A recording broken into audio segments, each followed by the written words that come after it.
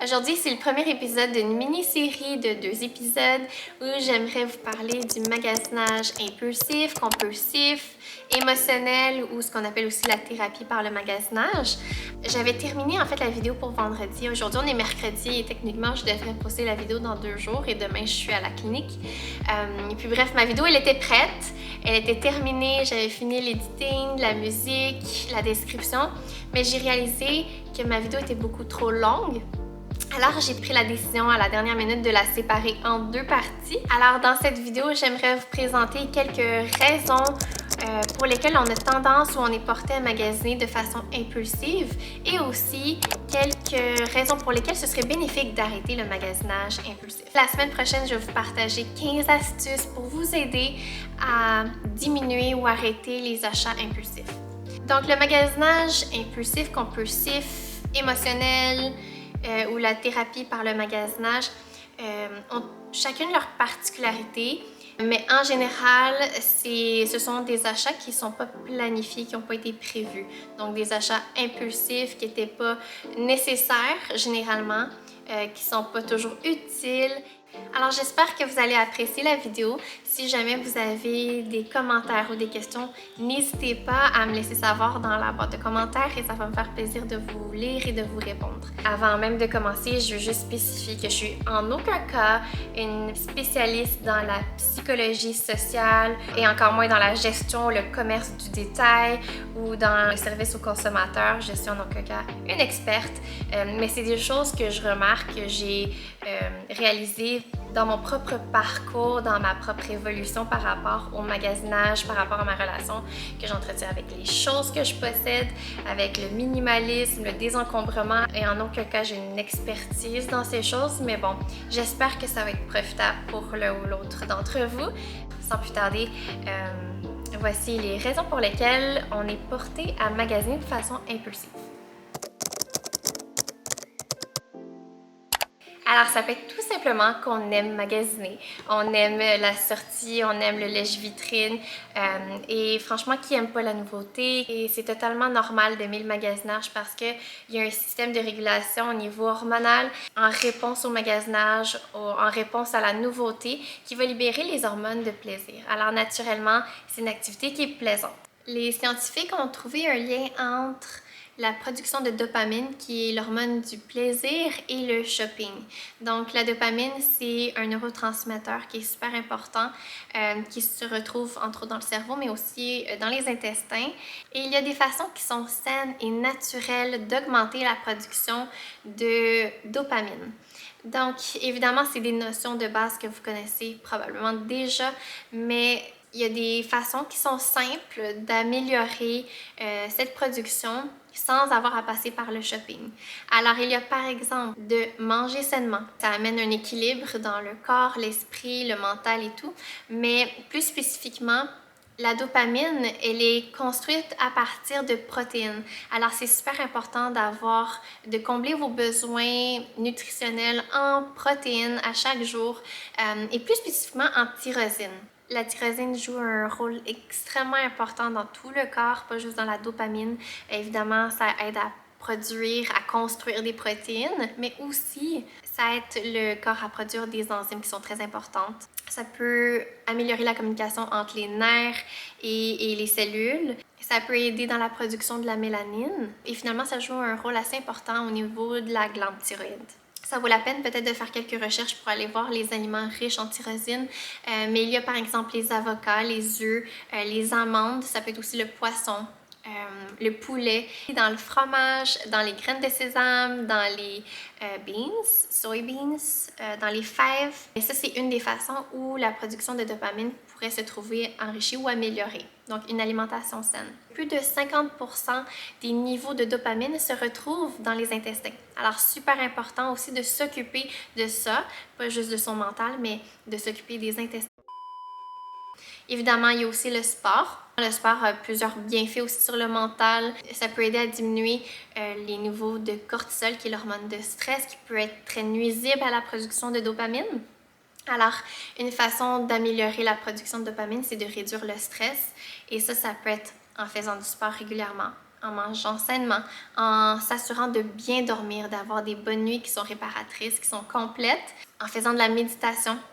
Le fait de se relaxer, de se reposer, mais aussi de se focusser sur le positif. Donc peut-être de faire des journaux de gratitude, de se rappeler des choses qui sont plus positives, va encourager encore une fois cette libération au niveau de la dopamine et va nous permettre aussi de nous déstresser.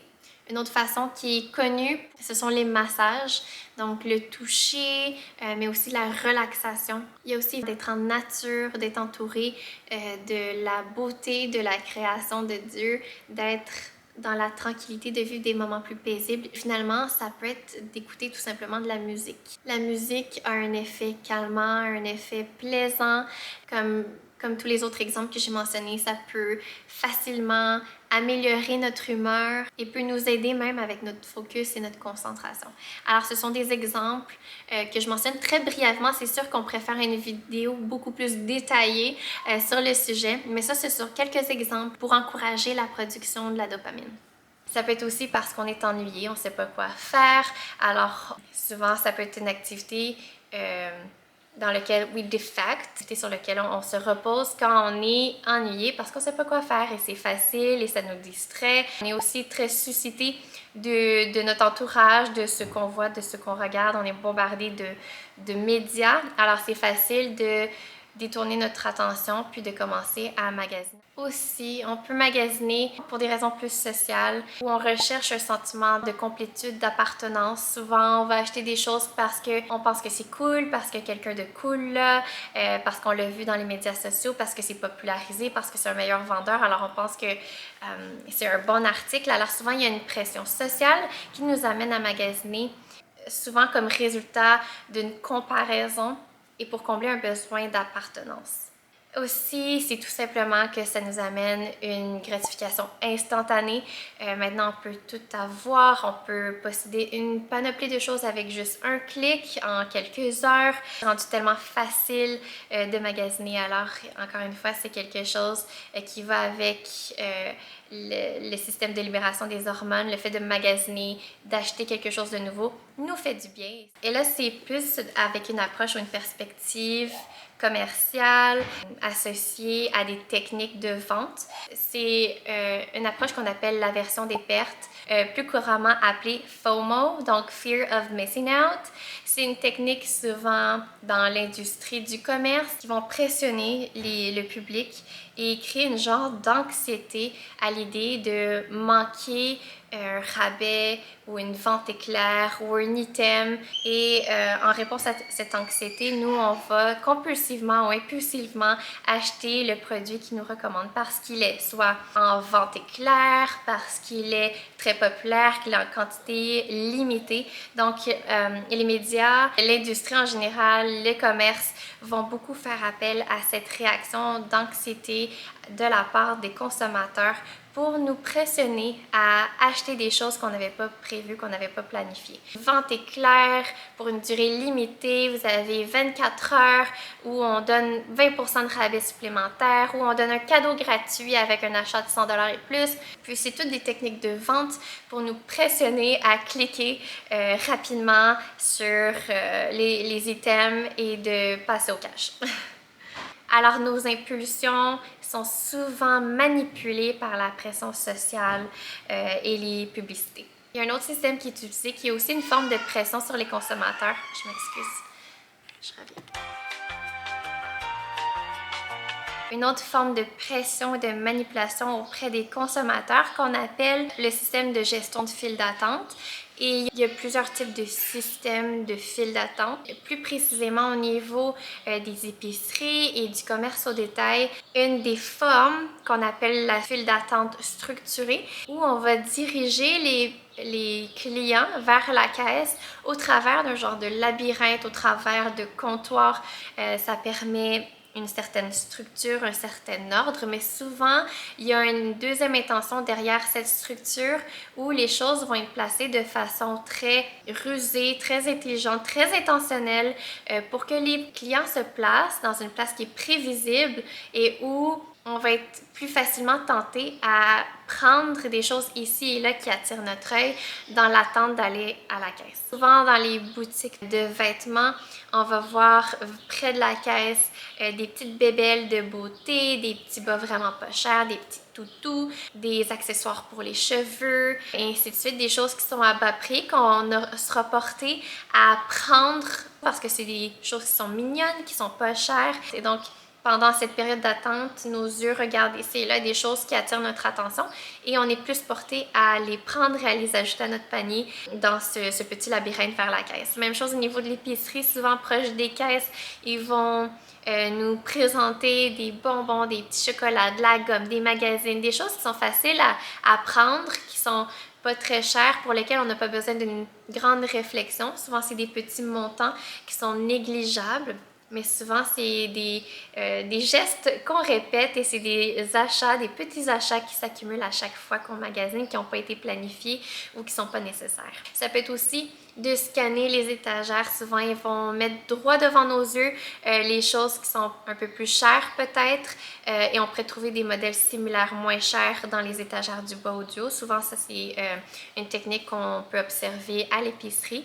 Donc, ça vaut la peine de regarder les techniques de vente, les approches auprès des clients et des consommateurs pour éviter de tomber dans cette manipulation, dans ces systèmes très rusés en fait de l'industrie du magasinage pour éviter justement ces petites dépenses qui sont inutiles.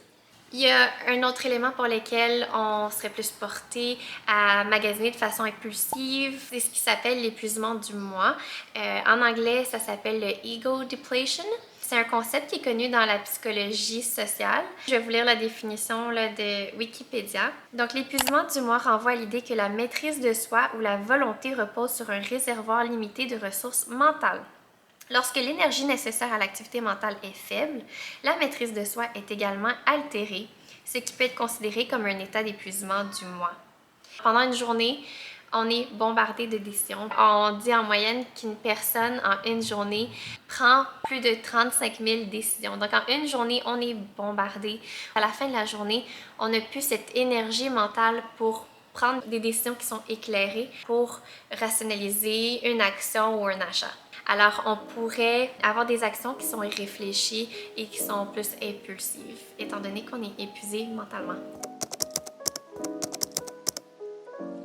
Alors maintenant, voici quelques raisons pourquoi ça vaut la peine d'arrêter les achats compulsifs ou intuitifs ou impulsifs ou émotionnels. Donc d'abord, c'est de se rappeler que le bonheur qu'on ressent à l'achat ou à l'acquisition d'un nouveau bien est un bonheur qui est de très courte durée. C'est pas un bonheur à long terme, c'est pas quelque chose qui va nous amener complétude, c'est pas quelque chose qui va nous épanouir à long terme. Alors, c'est de garder en tête que c'est un plaisir à court terme et que ça vaut la peine d'investir plutôt dans un plaisir à long terme. Et donc, c'est d'utiliser et de mettre nos ressources ailleurs. Souvent, le sentiment de bien-être, le genre de buzz qu'on ressent quand on achète quelque chose, quand on clique sur « Confirmer votre achat », quand on passe notre carte de crédit, quand on ramène à la maison des vêtements ou des items nouveaux, ce sentiment de bien-être est généralement ou laisse généralement une plus grande impression sur nous que la valeur que cet objet nous ramène. Donc juste le fait, le sentiment de dépenser, généralement, nous amène plus de joie que la chose pour laquelle on dépense, qui généralement va être une perte ou va être regrettable. Alors ça vaut la peine de réfléchir là-dessus. Aussi, c'est peut-être parce que vous avez un désir de vivre dans la simplicité, vous avez le désir d'apprendre le contentement, vous voulez vivre de façon plus intentionnelle parce que vous voulez minimaliser votre vie, votre maison, votre espace. Ça peut être plusieurs raisons. Peut-être c'est parce que vous connaissez les bienfaits multiples d'un espace désencombré. Ça peut être parce que vous voulez être plus intentionnel avec les compagnies que vous encouragez. Peut-être que vous êtes intéressé par le côté de l'équité sociale, l'utilisation et la production de biens. Ça peut être aussi que vous voulez être plus responsable par rapport à votre part dans l'environnement. Ça peut être aussi le désir de vivre plus proche de vos valeurs fondamentales, de vos valeurs centrales. Et je l'ai déjà mentionné, je suis chrétienne, puis je pense qu'en tant que chrétienne, la façon dont je vis, la façon dont je dépense, les choses que je possède devraient me représenter, moi, avec mes valeurs chrétiennes, ou je devrais apprendre à vivre plus dans la simplicité, dans le contentement et être plus généreuse avec mon argent dans des projets qui ont un plus grand impact dans le monde. Je suis consciente qu'il y a des gens qui sont dans le besoin et je peux avoir un impact dans la vie de ces gens et je veux pouvoir aider davantage au lieu de me concentrer sur moi, mes propres besoins. Dieu nous donne tout ce qu'on a de besoin et bien plus. Et donc, pour moi, c'est une façon de servir Dieu, de pouvoir être plus généreuse avec mon argent et de ne pas le garder pour moi. Puis, évidemment, c'est ça, d'apprendre le contentement. Donc, tout ça pour dire que ça peut être pour des raisons où vous voulez trouver un meilleur équilibre entre vos habitudes et vos valeurs personnelles.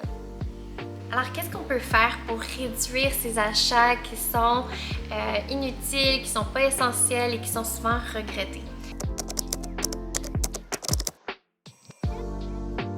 Alors voilà, c'était tout pour aujourd'hui. J'espère que vous avez aimé cette première partie sur le shopping impulsif ou émotionnel et j'ai hâte de vous revoir la semaine prochaine où je vais être un peu plus dans le côté pratico-pratique pour vous aider à arrêter avec le shopping émotionnel impulsif et ainsi de suite. Comme toujours, merci pour votre écoute et vos encouragements et je vous dis à la prochaine. Bye!